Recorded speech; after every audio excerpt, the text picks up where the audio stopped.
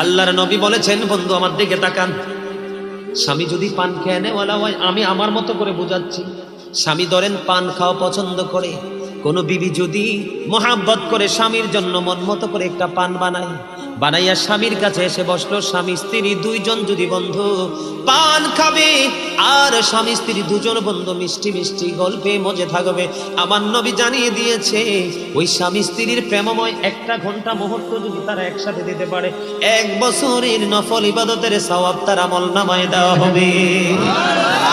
বন্ধু, বউ যখন বেপরদায় চলে যাবে রে, বেপরদায় চলে গেলে কিন্তু আপনি ডাক দিলেও কাছে আসবে না, কারণ তার তো নজর অন্যদিকে, কারণ বাইরে আসতে আসতে অন্য পুরুষের দিকে তার নজর চলে গেছে। কথা বলেন না কেন? ভদ্র স্বামী যদি না হয়, স্ত্রী কোনো কিছু বললে তার কাছে ভালো লাগবে না, তার কাছে নিমের রসের চাইতে যেটা লাগবে, কারণ তার চরিত্র নজর তো